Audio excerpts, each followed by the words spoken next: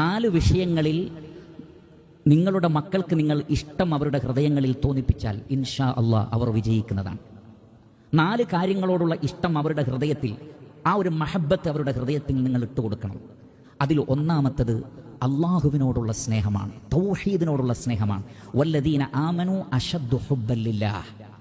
സത്യവിശ്വാസികൾക്ക് അള്ളാഹുവിനോടുള്ള ഇഷ്ടം കടുത്തതാണ്. വലാകിന്നല്ലാഹ ഹബ്ബബ ഇലൈക്കുമുൽ ഈമാൻ. അള്ളാഹു നിങ്ങൾക്ക് ഈമാനിനെ ഇഷ്ടമുള്ളതാക്കിയിരിക്കുന്നു. ഈമാനിനോടുള്ള ഒരു മഹബത്ത്, ഒരു സ്നേഹം. ഇപ്രകാരം തൗഹീദിനോട്, ഈമാനിനോട്, സത്യവിശ്വാസത്തോട് നമ്മുടെ മക്കളുടെ ഹൃദയങ്ങളിൽ ഒരു ഇഷ്ടം നമ്മൾ ഉണ്ടാക്കിയെടുക്കണം. രണ്ടാമത്തത് നമസ്കാരത്തോടും അതുമായി ബന്ധപ്പെട്ട കാര്യങ്ങളോടുമുള്ള ഇഷ്ടമാണ്. കൈഫിയത്തു സ്വലാഹ്, എങ്ങനെ നമസ്കരിക്കണം, കൈഫിയത്തുൽ വുളൂ, എങ്ങനെ വുളൂ എടുക്കണം, അതേപോലെ തന്നെ തഹാറ, ശുദ്ധീകരണവുമായി ബന്ധപ്പെട്ട കാര്യങ്ങൾ, നമസ്കാരത്തിലെ ദുആകൾ, ദിക്റുകൾ, ഇങ്ങനെ തുടങ്ങി മറ്റൊരാൾ പ്രേരിപ്പിക്കാതെ തന്നെ ബാങ്ക് കൊടുക്കുമ്പോൾ കൃത്യമായി വുളൂ എടുത്ത് ഞാൻ നമസ്കരിക്കേണ്ടവനാണ് എന്ന ബോധവും ആ നമസ്കാരത്തോടുള്ള ഇഷ്ടവും മക്കളുടെ മനസ്സുകളിൽ ഊട്ടിയുറപ്പിക്കുവാൻ നമുക്ക് സാധിച്ചാൽ ഇൻഷാ അല്ലാഹ് ആ കുട്ടി വിജയിക്കുന്നതാണ്. ഇന്ന സ്വലാത്ത തൻഹാ അനിൽ ഫഹ്ശാഇ വൽ മുൻകർ. എല്ലാ നീചവൃത്തികളിൽ നിന്നും, മോശമായ കാര്യങ്ങളിൽ നിന്നും നമസ്കാരം ഒരാളെ തടയുന്നതാണ്.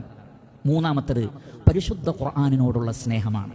ഖുർആൻ ഓതാനും, നല്ല ഈണത്തിൽ ഓതാനും, തജ്വീദോടുകൂടി ഓതാനും, ഓരോ ഹർഫിനും 10 കൂലിയുണ്ട് എന്ന് മനസ്സിലാക്കി ഒഴിവ് ലഭിക്കുന്ന സമയങ്ങളിലൊക്കെ ഖുർആൻ ഓതാൻ തോന്നുന്ന ഒരു മനസ്സ് അവർക്ക് ഉണ്ടാക്കിയെടുക്കുക. കാരണം ആരാണോ അള്ളാഹുവിൻ്റെ കലാമിനെ മുറുകെ പിടിക്കുന്നത് അവർ ഒരിക്കലും വഴിവഴിച്ചു പോവുകയില്ല. അതുകൊണ്ട് തന്നെ ഖുർആനിനോട് സ്നേഹമുണ്ടാക്കണം. അവർക്ക് നന്നായി ഖുർആൻ ഓതാൻ പഠിപ്പിക്കണം, തജ്വീദ് അവരെ പഠിപ്പിക്കണം, ഖിറാഅത്ത് പഠിപ്പിക്കണം, സാധിക്കുന്നത്ര ഹിഫ്ളാക്കണം. സൂറത്തു അന്നബ് അല്ലെങ്കിൽ അമ്മ ജുസ്, തബാറക ജുസ്, ഈ ജുസുകളൊക്കെ അവരെ പഠിപ്പിക്കുക. ഇതാകുന്നു മൂന്നാമത്തെ കാര്യം. നാലാമത്തത് സ്വന്തം ശരീരത്തോട് ബാധ്യതയുണ്ട് എന്ന് അവരെ ബോധ്യപ്പെടുത്തണം. വഇന്ന ലിജസദിക അലൈക ഹഖ്ഖാ. നിന്റെ ശരീരത്തോട് നിനക്ക് ബാധ്യതയുണ്ട്.